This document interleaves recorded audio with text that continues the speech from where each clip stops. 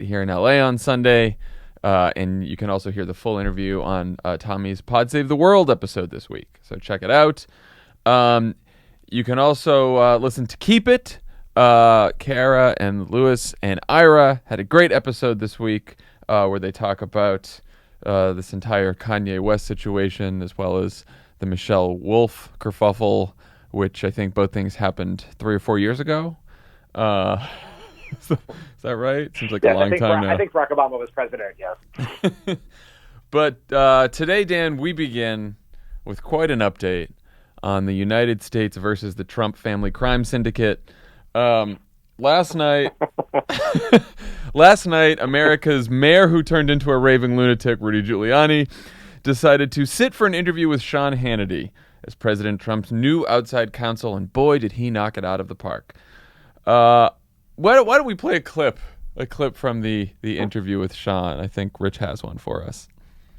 That money was not campaign money. Sorry, I'm giving you a fact now that you don't know. It's not campaign money. No campaign finance violation. So they funneled it through the law firm. Funneled through a law firm, and the president repaid it. Oh, I didn't know. He did. Yeah. There's no campaign finance law. Zero. So the president, just like Sean. So this decision was made by everybody. Everybody was nervous about this from the very beginning. I wasn't. I knew how much money Donald Trump put into that campaign. I said 130,000. He's going to do a couple of checks for 130,000. Rudy.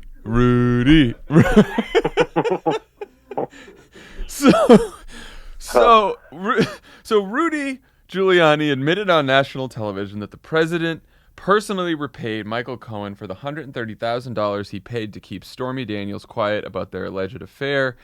For those who haven't been paying attention, the president previously told reporters he knew nothing about the payment. Dan, what was he thinking here? He wasn't thinking. I mean, it is so... I was watching the basketball game, and then I went to dinner, so I was not... Unlike my usual practice, I was not watching Hannity live, and I was sort of following the tweets. And so as I saw what he said, I assumed he was answering a question about this very topic. A question as simple as, did the president know? That's not what happened. It was a question on an entirely different subject, which then caused Rudy Giuliani to just take a sharp right turn and admit a bunch of crimes and tell the American people that the president, his press secretary, his attorneys have all been lying for months. And, I mean, it's truly mind-boggling. Like, we made jokes about how absurd it was that Trump was hiring Rudy Giuliani to be part of his legal team. But the reality is so much more absurd than the jokes. I mean, it's really mind-boggling. I mean, thank you. Do interviews. Rudy Giuliani, if you're listening, we would let you live stream from the Crooked Media headquarters for 6 straight hours if you want to. Just talk. Just keep talking. Don't stop talking. Keep doing what you're doing. A couple people pointed out that the last time Rudy Giuliani attempted to explain the last time that Rudy Giuliani tried to explain a complicated legal matter on behalf of the president, it was when he said Donald Trump called him up and said, hey, we got to do this Muslim ban, but how do we do it in a way so it doesn't seem like a Muslim ban, basically. And Rudy's comments were then used by lawyers in court to argue that Trump's Muslim ban was religiously discriminatory. And so he did such a good job with that. He was brought back and then just stepped on many rakes starting last night on Sean Hannity's program until today on Fox and Friends. So in response to all this, Rudy talked to a couple different reporters and tried to say that this whole thing was planned out. He said the president was very pleased. We discussed this revelation in advance. Does not expect to be fired. Was what Robert Costa reported after talking to him. Does not expect to be fired. It's my favorite phrase. I mean, what more job security can you hope for than to not to be expected to be fired?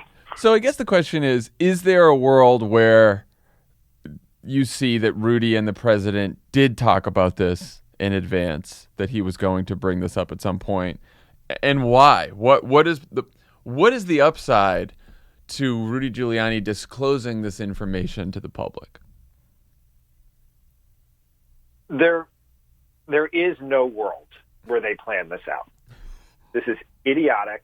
It's a bad idea. It's poorly executed.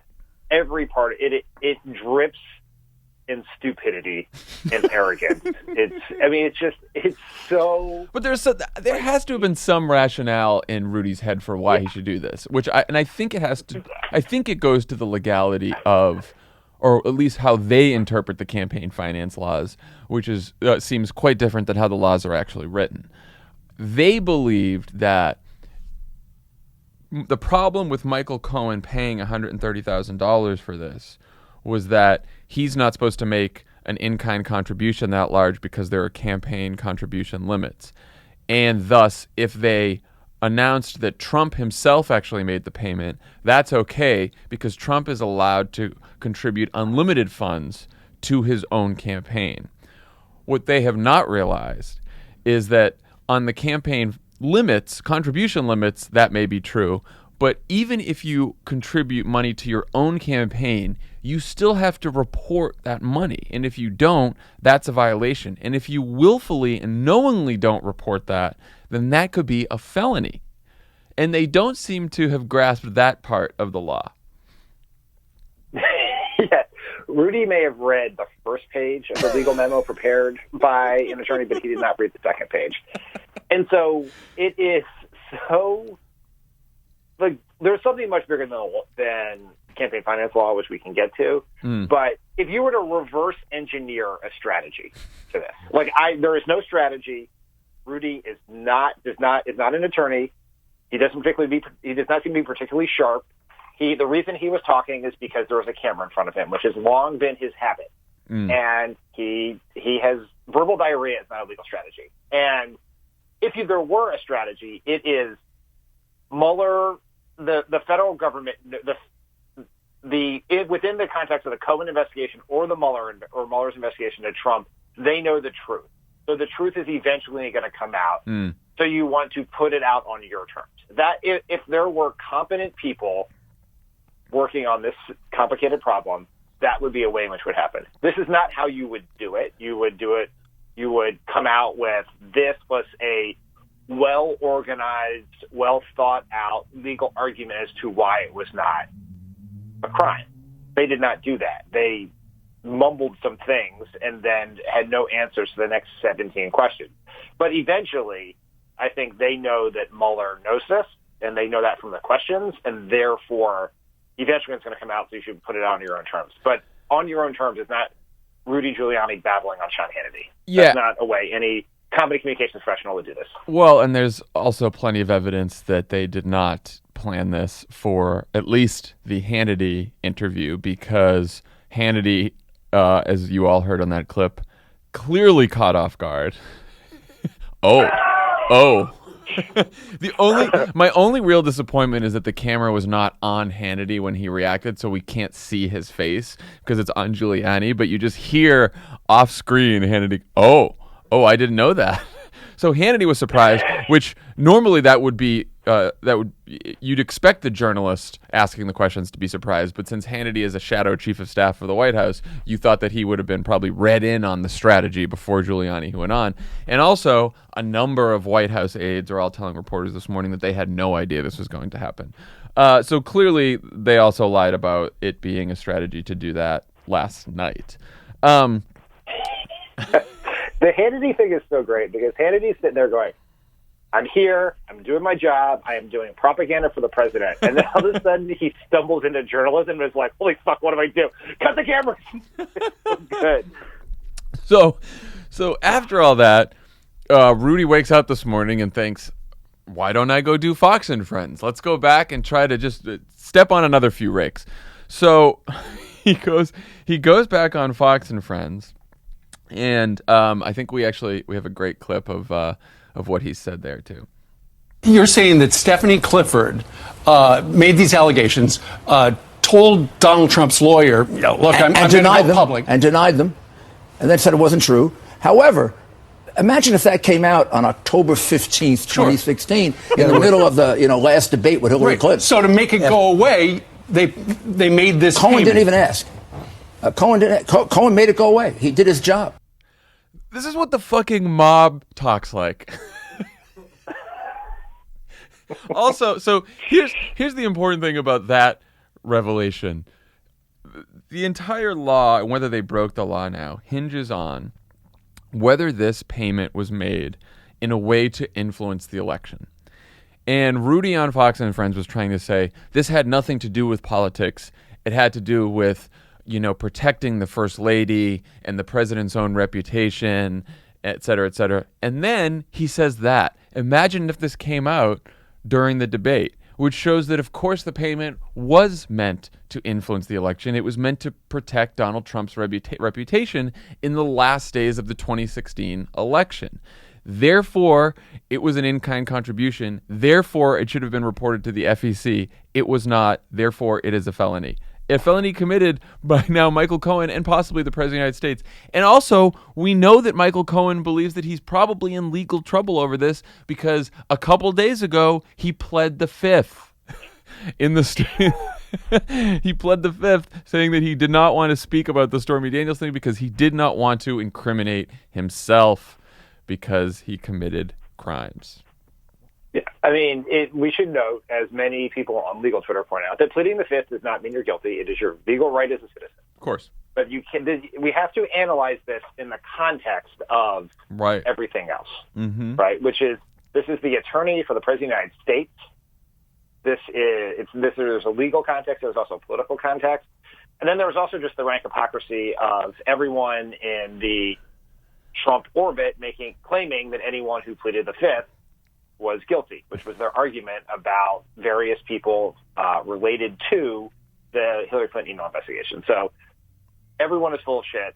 These people do not get the benefit of the doubt, at least in the court of public opinion. The court of law can figure it out. There are some other legal elements here, too, that are worth noting, which is it's not just campaign finance law, because the president then also, according to this, I get this from the Twitter feed of Walter Schaub, who was the head of the Office of Government Ethics before he was ceremoniously pushed out by the Trump administration due to their anti-ethics position.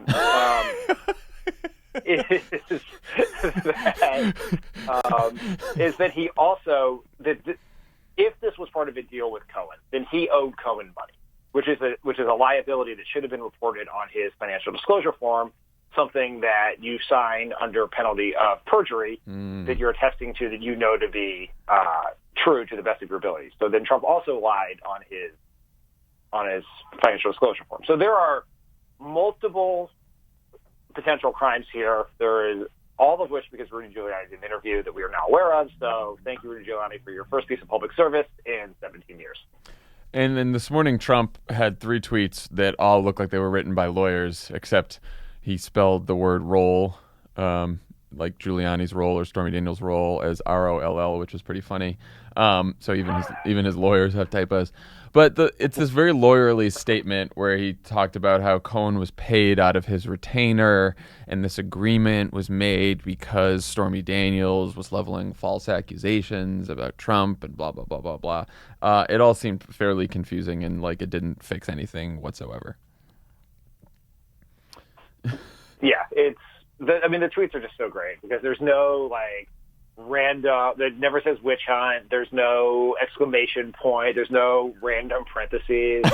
It's like, it is a sign that they realize that they truly fucked this up and that someone who had practiced law in the last 17 years had to do something to try to right the ship here. Like, Giuliani did not write those tweets. He was too busy talking to Bob Costa of the Washington Post at 3 a.m.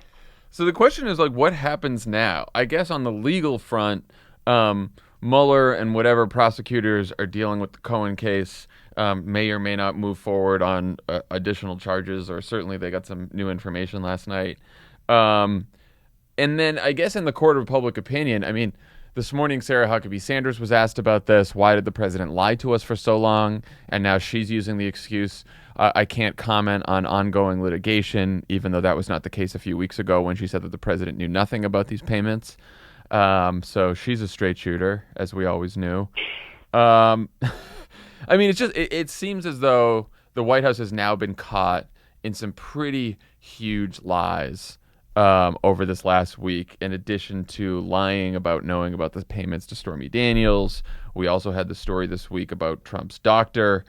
President Trump's longtime personal doctor, Harold Bornstein, this week said that Trump dictated to him what to write in a 2015 letter that stated he'd be, quote, the healthiest individual ever elected to the president, which is the letter, let me tell you, is a lot funnier when you have in your mind that Trump actually dictated the entire thing.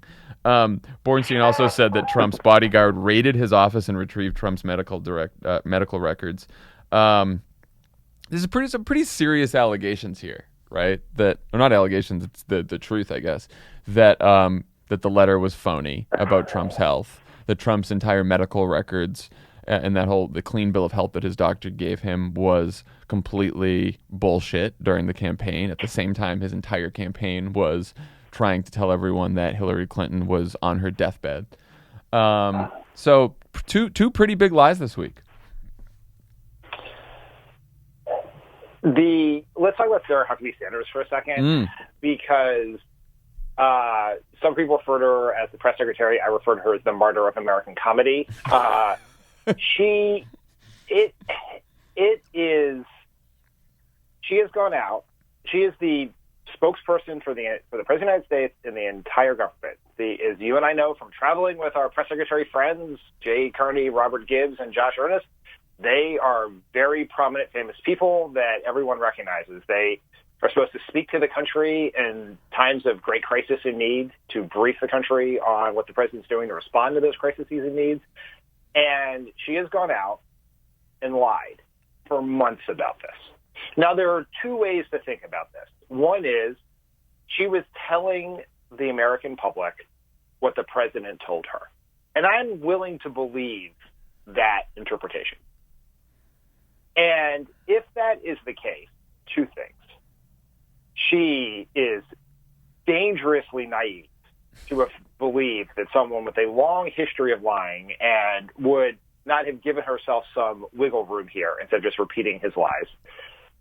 But even if she did believe it, then she should resign today in protest, because he made an absolute fool of her in front of the nation and the world by sending her out to lie about this. And any press secretary worth their salt would resign over this. Or, which is also believable, is that she knew she was lying and didn't give a shit because she does not believe that truth is a thing that matters. Truth is an obstacle to a political means, not an end in of itself. And this, we should not gloss over this as a political media culture. Like the New York Times, who has done great journalism, so this is not Pulitzer Prize-winning journalism, I'm told. But their Twitter account today said, in announcing and breaking the news that Rudy Giuliani has now informed the people that Trump has been lying, they said, based off Trump's tweet this morning, that President Trump reversed his position on whether he knew about whether he reversed his position on whether he paid Michael Cohen back. Yeah, you reverse your position on cutting Medicaid. You reverse your position on tax deductions. This is a lie. And there is a debate. I have strong feelings on it. Other people feel the other way about whether reporters should call out lies. Is it a lie when Paul Ryan says that the tax cuts could pay for itself? I think yes. Others would say, I know yes. Others are wrong, but they would say, well, he believes a different view than you do, right? But you don't. This is a lie. This is just a lie. Trump knew he paid Michael Cohen, and he told the people that he didn't. Full stop. And don't be afraid. There are some lies that have to be called out, and we're treating this like it's a policy disagreement, and we can't do that. Hi, I didn't rob the bank. Oh, what? Really? There's video of you actually robbing the bank. Oh, I reversed my position on whether I robbed the bank. Yeah, it's just that's basically just have courage. Cool. Oh, so they're all liars. I guess the New York Times was afraid that Matt Schlapp would get in a limo and tweet at them or something. I don't know. Yeah, no. I'm sure the White House Correspondents Association will release a new statement about how upset they are that the administration has been lying to them about the president's health and whether he paid off former mistresses hush money for the last year. That's probably something they're going to be very upset about. I don't know if that's maybe it still is in the spirit of unity with which they held that dinner. I've been sitting on my White House Correspondents Association dinner takes for a week now, and I'm not going to let them out now because there are more things to discuss.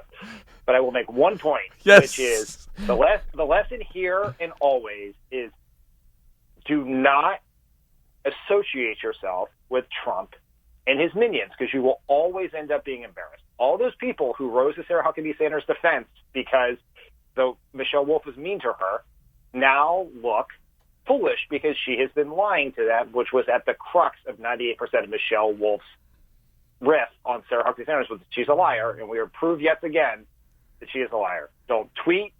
Don't feel a need to appease them. Just keep your mouth shut, and you will find out once again that they did something wrong. Well, look, I'm sure because they rose to her defense that the White House isn't going to call them fake news anymore. I'm sure they've, they're embraced now by the White House, and they're all going to be friendly. Okay, so this whole Giuliani story happened right after the news that Trump scrambled his legal team, hiring Clinton impeachment lawyer Emmett Flood to replace Ty Cobb, who reportedly was an advocate for cooperating with special counsel Robert Mueller.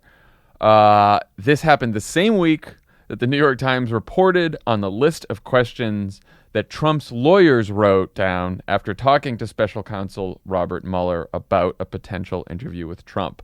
So this is important because originally the report was this a list of questions that Mueller had for Trump? In reality, in order to try to convince Trump's lawyers to have Trump sit down for the interview, Trump's lawyers were invited to Mueller's office, and then Mueller and his prosecutors talked to Trump's lawyers about some of the topics that they wanted to discuss with Trump in an interview, and then the lawyers tried to write down all those questions, and then those questions were leaked to the New York Times, probably either by the lawyers or by someone outside the legal team with ties to the White House. Dan, what did you think of the questions, the 49, 48, whatever they were questions? I would say the fact that Ty Cobb, quote, retired is so funny. I know. It's like, I have done my job. My work is done here. It is time for me to ride off into the sunset. My client is protected. We have solved the mystery. I mean, it's so good. Matlock solves another one. Yeah. Some people retire to spend more time with their families. Others retire to spend less time with their dangerously unfit client. It's so good. All right, let's talk the questions. The questions are a reminder that for all of the ink and tweets and airtime that is spilled on collusion and the Trump campaign and Russia and all of that, we only know a fraction of what Bob Mueller knows. Yeah. He knows so much more about everything than we do. And you can see hints of that in the questions where he wants to ask, for months now, feels like years, we've been saying the argument from the Trump propagandists, staffers, has been Paul Manafort has been charged with crimes that are unrelated to his time with Trump. But now we get a hint. That is not true. Not true. That is not true. That in a shocking turn of events, the American political consultant with close ties to Putin under massive amounts of debt may potentially have reached out to his friends in Russia to trade access for money and help the Trump campaign. There's a hint of that in there. We don't know it to be the case, but there was a suggestion that there was a lot that we know that Mueller knows a lot more about what Paul Manafort has done, and that should be very worrisome to the Trump people. Yeah, and so the question that you're referring to, and now this is a question phrased by Trump's own lawyers, wrote this down after sitting down with Robert Mueller and his people. The question is, what knowledge did you have, you being Trump, what knowledge did you have of any outreach by your presidential campaign, including your former campaign chairman Paul Manafort, to Russia about possible assistance to the campaign? I saw that question and I was like, boy, that to me that's a big one, because it has not been reported. Most of the questions have been reported in some form or fashion by, the New York Times or the Washington Post in one of their many excellent investigative stories about this. But that question about Manafort actually reaching out to Russia about possible assistance and potentially other members of the Trump campaign as well, that tells you that they are very much focused on collusion as the heart of this investigation. And we also heard that yesterday when Michael Caputo, remember him? Yes. He came out of an interview with the special counsel's office and obviously talked to reporters because that's how he rolls, and told them that, yes, the special counsel is very focused on collusion, that the House and Senate committees, that they were sort of all over the map, but the special counsel, they know exactly what they're doing. And this is from a former Trump campaign person, Trump advisor. Michael Caputo is such an interesting historical footnote because he's the only person who was fired from Trump's orbit for doing the sort of thing that would get you for like a normal workplace violation. Because if I remember correctly, he was fired that on the day Corey Lewandowski was fired, he tweeted "Ding dong, the witch is dead" or something like that. Yeah. So they tossed him for that. Well, everyone else is just lying, committing crimes, double dealing, and getting to keep their jobs. They're like, you got fired from the Trump campaign for sending an intemperate tweet, which is just. It's so like getting fired from the Obama 08 campaign for being too hopeful. Some of the other questions that caught my eye were questions about the real estate deal, Michael Cohen and a real estate deal with Russia during the campaign or during 2013. Questions about Jared Kushner and his setting up a possible back channel to Russia during the transition. The Don Jr. meeting in Trump Tower. Now, one point on the Jared Kushner thing, Rudy Giuliani, in his interview with Sean Hannity, they were also talking. Sean Hannity at one point gets very outraged, and he's like, I read this thing that they're going to go after Ivanka Trump next. How could they do that? And Giuliani said, I don't think Mueller would ever go after a fine woman like Ivanka, And Hannity's like, well, they're going after his son-in-law. They're going after Jared, and Giuliani goes, yeah, well, some people are expendable. Men are expendable. And I will tell you, it certainly seems like from the questions that they believe Mueller wants to ask Trump that Jared and Don Jr. could be in some serious shit. It does seem that way. Does Jared still work in the White House? He's been very quiet lately. Yeah, very quiet. Probably because he's the target of a federal investigation, probably. Yeah. Oh, and he solved the Middle East peace thing, so he's probably just he did solve the Middle East peace thing. But yeah, so the questions were in a couple categories: questions about Michael Flynn, questions about the firing of Jim Comey, questions about trying to fire Jeff Sessions multiple times and being mad about Jeff Sessions' recusal from the case, and then questions about campaign coordination with Russia. So why do you think the Trump people would leak these questions, Dan? What was the strategy here? See my earlier comment. There is no strategy. Yeah. The reason, the Trump attorneys, and I use attorneys, if this was on audio medium, you'd see that I was air quoting attorneys because, Giuliani went to law school, as far as I can tell. He was once an attorney, but he is not a practicing attorney. He has been selling access under the guise of a law firm since the day he walked out of the mayor's office. He's not trying cases. He's not. He's almost like Michael Cohen. In there, yeah, I mean, exactly like Michael Cohen. He has been a fixer mostly for sketchy foreign interests for more than a decade now. And they are not loyal to Trump. That's not the thing. To think, how does this help Trump suggests that people like Rudy Giuliani have Trump's interests at heart. They do not. They have their own. Rudy Giuliani joining the Trump legal team is basically the equivalent of signing a TV contract. This is a guaranteed way to get on TV for the next 6 months, 10, 12 months, 18 months, and that's why he's doing it, because he likes being on TV. Being on TV and fighting for Trump will endear him to the Republican base, which will endear him to more clients, so he can get richer off of it. Thinks it's going to help his Tinder game. These are the things that are going through his mind. That's amazing and disgusting. They're doing their relationships with the New York Times as much as they're doing their relationship with Trump here, and so they can't stop themselves. They cannot stop talking. What do we think about Emmett Flood as the new head lawyer? Norm Eisen was on Twitter saying he's one of the best and this is going to be a fight for the ages now.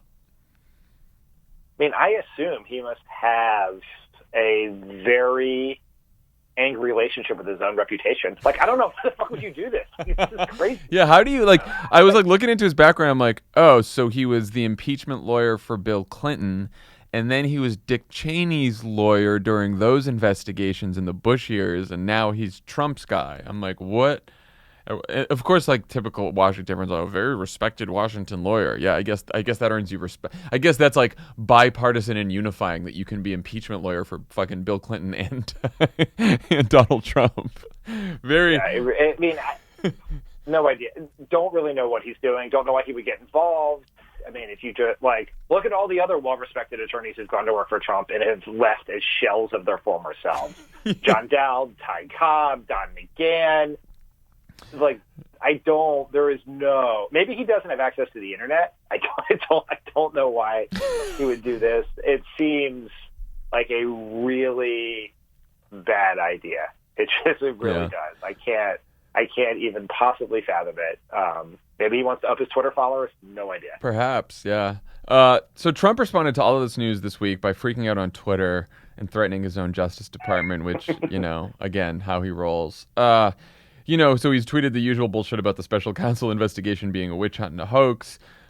He threw in there was, quote, no obstruction of justice, in parentheses, that is a setup and a trap. Later he tweeted, it would seem very hard to obstruct justice for a crime that never happened, witch hunt. Dan, he seems confused about how obstruction of justice works, yes? Perhaps that's why he got into this. Perhaps that's why he committed this crime in the first place.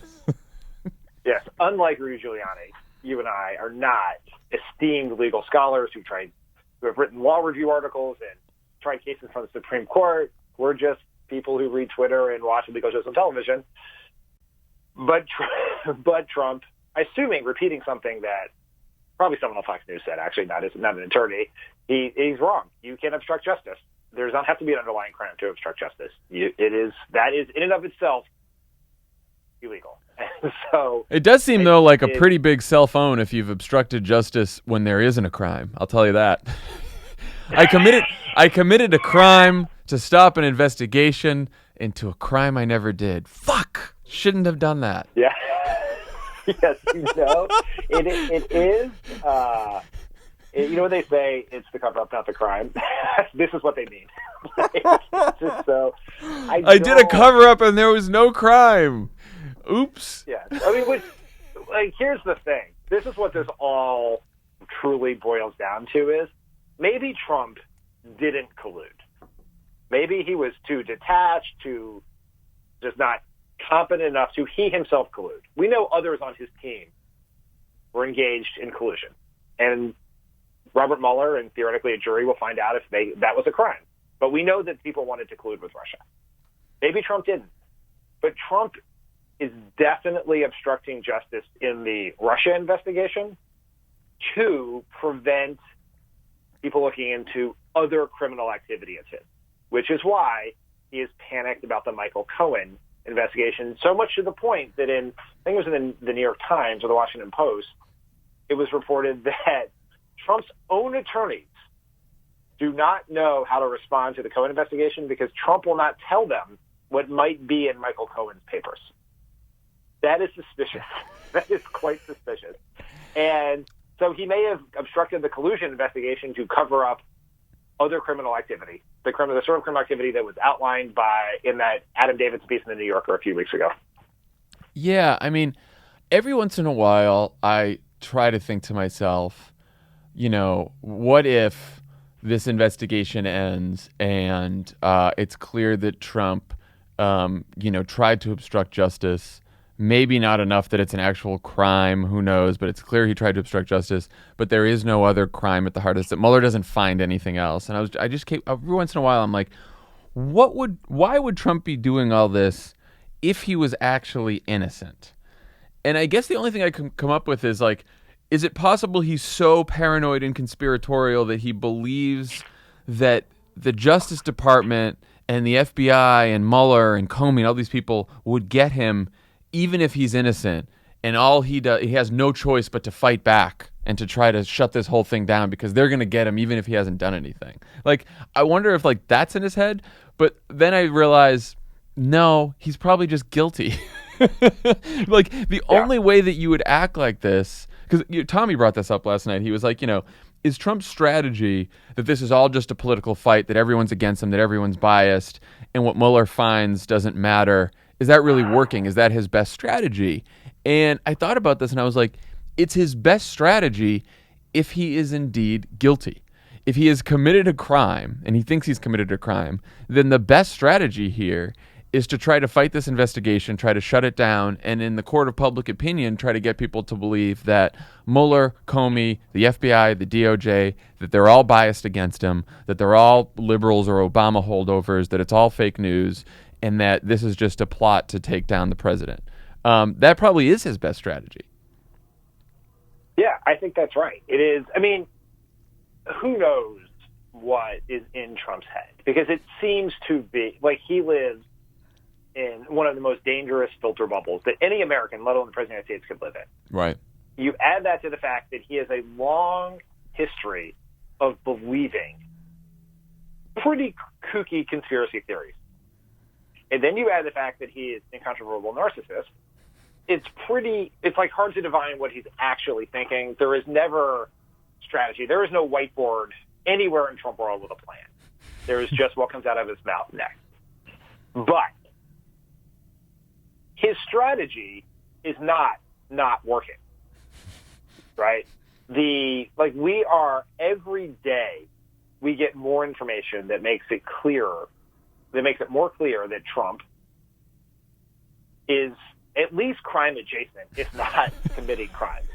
And the polling doesn't change. It's exactly the same. It is a fucking straight line from the day after the election to today on all these things. And the American people hold a certain set of views. They think that Bob Mueller should be able to finish his investigation. They have faith in Bob Mueller. Many of them think that Trump was involved in collusion, and Trump supporters don't give a shit. And Trump has a different approach to presidential communications than any previous president. In that Trump isn't talking to anyone but 38% of the American people. He just wants to convince them the truth. And so if he thought about other people beyond that, then you would take a different strategy. But that's not, he just cares about that group of people. And if the end of the day, the consequence for whatever actions is the United States Congress, which whether Democrats are in charge or not, will still contain nearly 50% Republicans. If at the end of the day, Congress has to act to impose a legal penalty, a political penalty for Trump's actions, then Trump's strategy is working because it is dead fucking silence from the rest of these people. Yeah, and dead silence. What's starting to really worry me is what happens when we get towards a genuine constitutional crisis. And to me, that's not just, though it could include Mueller issuing a report that seems like Trump has committed impeachable offenses and Congress doesn't act because they're all a bunch of Republican hacks. But it could also be like this whole issue around whether Trump sits for an interview with Mueller. And the way this is framed in the press right now, it's like, should Trump say yes to Mueller? Should he not? Will he sit with him? Won't he sit with them? And it's really not up to Trump here. Like, Trump is probably going to refuse to sit with an interview with Mueller. It seems like that's the strategy right now. Or, Giuliani saying, well, maybe if he does, it'll be an hour or two and we'll limit the questions and all that shit. And Mueller's not going to go for that. Mueller's going to say, I want to do what I want to do here. If Trump refuses that, Mueller's next move is to subpoena Trump. So then he gets a subpoena. Then Trump has to decide, do I accept the subpoena and sit with him or not? Bill Clinton initially didn't want to accept the subpoena, but then finally said, okay, now I agree, and I'm going to sit down and I'm going to do a videotaped testimony for a grand jury. So if Trump says, no, fuck it, I still don't want to accept the subpoena, I'm going to ignore the subpoena, then Mueller takes it to the courts, and it goes all the way to the Supreme Court, presumably. Now what happens if the Supreme Court rules that Trump needs to sit down for an interview with Mueller, and Trump says, fuck it, I'm not going to abide by what the Supreme Court does, then we're in a real constitutional crisis. That's the one that I'm thinking. I'm like thinking down the road here. Now, maybe before that, at some point, someone gets to Trump and tries to get him to cooperate with Mueller and sit down, and they figure out the contours of an interview. But it does seem like this could escalate rather quickly. And I don't know how that ends. I mean, that is I think that is, your point is right, that is a larger constitutional crisis than the question of whether if there are any consequences for the president firing Mueller. Yeah. And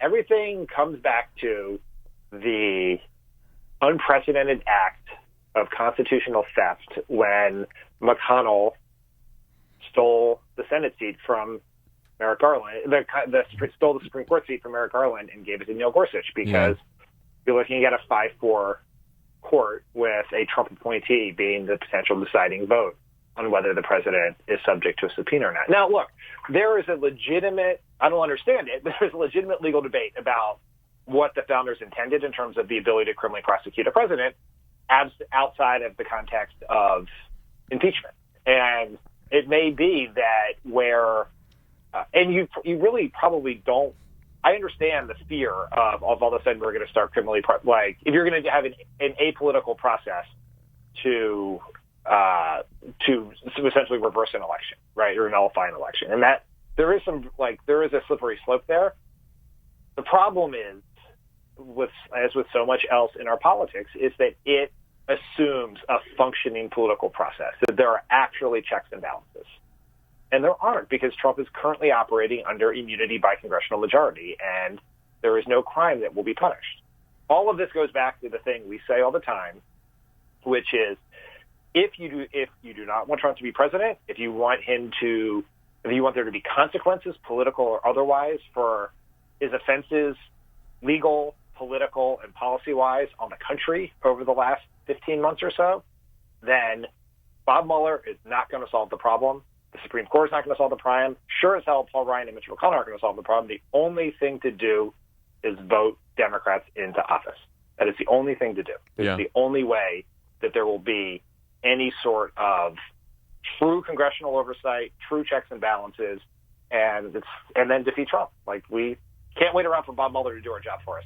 No, and look, and the other possibility that Jeffrey Toobin noted in the New Yorker is that Trump could eventually decide to sit down for an interview with Mueller and plead the Fifth.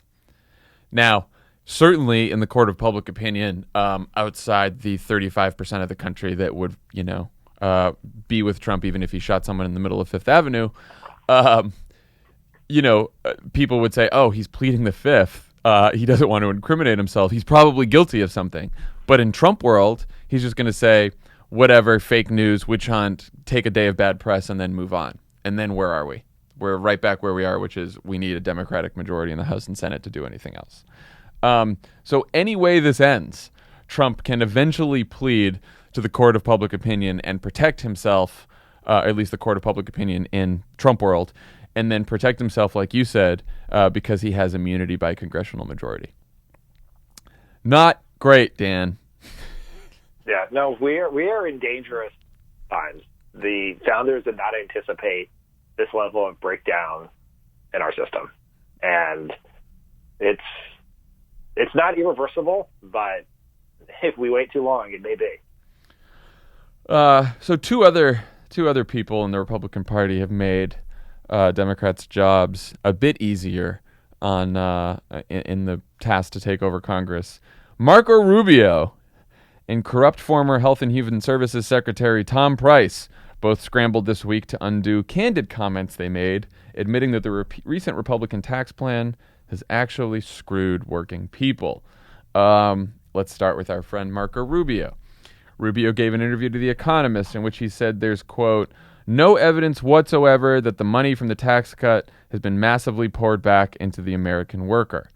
It's also worth noting that The Economist actually used a subheadline in this piece called that said, big moment for little Marco. and the very serious economist, which I very much appreciate. Rubio then tried to do damage control by writing a piece for the National Review about how great the tax cut is. He also tweeted a Politico article about how he was walking back his comments that for no reason whatsoever took a dig at an intern reporter at Politico, which is very classy. He wrote, although written by intern at Politico, this article is a reminder of how difficult it can be to discuss public policy in the political press. Not only did I not back down on tax cut, I doubled down and added detail for rationale. Okay. Poor Marco. Taken a task by an intern. Marco Rubio had spent 1/10 the energy making a coherent and aggressive case against Donald Trump that he has in trying to walk back his comments, we might not be in this mess as a country. I mean, Rubio is he's always Marco Rubio. He can't help himself. He feels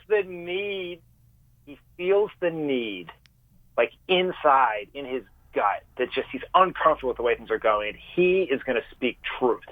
Because in Marco Rubio's mind, Marco Rubio is the guy who speaks truth to power. And he does it. And he says something true and honest and should be applauded for that. For the 14 milliseconds while it remains operative until under the slightest, tiniest bit of political pressure, he reverses himself so far back from what he said, negating everything he said, and further. It always ends with Marco Rubio embarrassing himself. Like Marco Rubio ends every exchange, interaction, moment in public life a little bit smaller than when he began.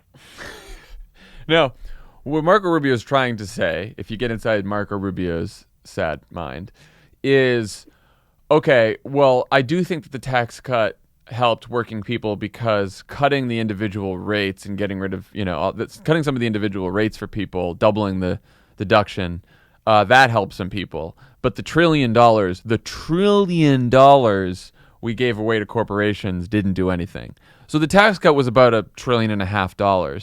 So the large majority of the tax cut was for corporations. So basically, even in Marco Rubio's walkback, he is still admitting that they basically wasted $1 trillion on companies and the wealthiest people in this country, and that they could have done better. Which, of course, everyone knew when they passed the tax cut, but no one wanted to speak up about it because they're all fucking liars, and they wanted their donors to contribute to their campaigns in 2018, and that's not a conspiracy. That's what they said out loud.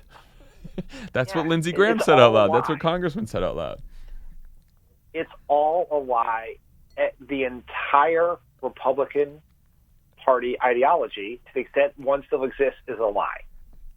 They want to give tax breaks to corporations and wealthy people under a economic theory, one that's been disproven every time it's been tried, that such money will trickle down. But they can't say that, so they lie about it. And then after it happens, it is a constant mess because they can't even remember what lies they told. And the same thing is true of healthcare and everything else, is that they're unwilling to publicly discuss their actual positions, so they must lie about them, no matter how ridiculous that lie is. And then they must adhere to that lie whenever you can. And if you break from that lie for 1 second, if you just slip up and tell the truth, then you must quickly reverse that position, or you will be drummed out of the tribe for time memorial. Yeah. And Tom Price had a similar situation. He said this week that the tax law would raise the cost of insurance for some Americans because it removes the Affordable Care Act's individual mandate. Again, something that everyone said before Trump included the repeal of the individual mandate in the tax reform. That's something that Susan Collins worried about, even though she voted for tax reform. That's something that a lot of Republicans worried about before they all fucking voted for tax reform, because all they wanted was the tax cuts for the rich people. Now, to me, this is what Democrats should be running on in all these races. Forget all the Mueller stuff we talked about at the beginning here, right? It's clear from all these special elections that what's driving people to the polls in these races, what's driving Democrats to the polls, and independents and some Republicans to vote Democrat, is number one, healthcare, and number two, the tax law and the economy writ large.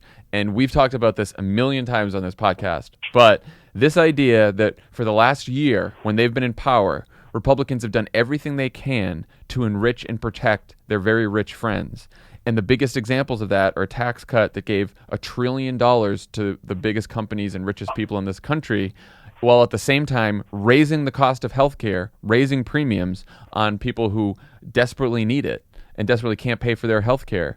That's what they did while they were in power. And that's going to piss a lot of people off because that actually affects their lives, because people are dealing with higher premiums and they're dealing with, not being able to stay on their insurance when they have, pre-existing conditions and all the other shit. And they're watching Wall Street banks say that, we just saved $3 billion in 3 months from the fucking tax cut. Well, I can't even fucking pay my rent. So that's it. That's the campaign. Yeah. I mean, it is, because it's how it affects people. But it's also, even if like the Republicans and Paul Ryan and others will point to, some people got more money in their paycheck, and that is true. But there is an underlying unfairness to the policy that bothers people, which is like there are experiments in psychology and sociology where people will refuse $25 if they find out the other person is getting $75 in a two-person exchange. Yeah. And what is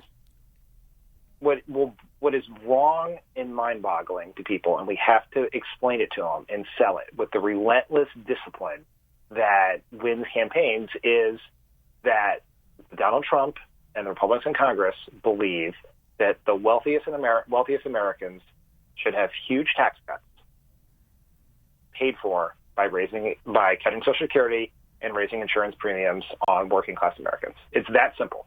Just do that. Don't stop. The news will cover Russia. This podcast will cover Russia. People will talk about Russia. We cannot change that, nor should we, frankly. It's a real, legitimate news story. But in your ads, on the campaign trail, in conversations with voters, at the doors, on the phone, do that nonstop. The Russia stuff will take care of itself. And now you can add, don't take my word for it. Listen to Republican Senator Marco Rubio. Listen to Donald Trump's former Health and Human Services Secretary, Tom Price. They agree with the Democrats. Devastating. It's so great. Devastating. So good. Thanks, little Marco. Thank you, little Marco. Thanks, little Marco. Thanks, Tom Price. Go treat yourself to some first-class flight that you have to pay for yourself instead of charging it to the taxpayers. Appreciate it. We've had so much content today. There's so much to discuss that I'm just going to table the Paul Ryan rant that I had teed up for today. So just everyone know it happened in my head. There will be further opportunities in the future. For more on Paul Ryan from Dan Pfeiffer, check out Twitter. Yes. Please see my tweets of the last year and a half. All right. When we come back, you'll hear a portion of Tommy's conversation with Ronan on Sunday about Ronan's new book. We'll be back. Hello. I sort of think we should do this like a Marvel movie style post-credit sequence. For sure. Yeah. All right, Dan, we brought you back for another couple minutes because there's breaking news. We did it again. We tempted fate. We recorded and said, let's not break any news while we record. And no sooner did we stop the recording than this news came from our friends at NBC. Feds tapped Trump lawyer Michael Cohen's phones.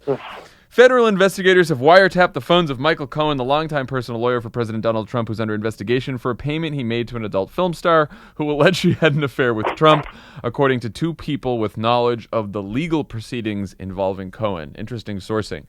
So they've wiretapped Cohen's phones before the raid. They've traced at least one of the calls to the White House, between Cohen and the White House. And we also know that Donald Trump called to check in on Cohen after the raid, which all of his lawyers advised him not to do because they believed that Cohen could flip on Trump and that maybe Cohen was wiretapped, which of course he was. I mean, the only takeaway from this is no shit. Of course they tapped Michael Cohen's phone.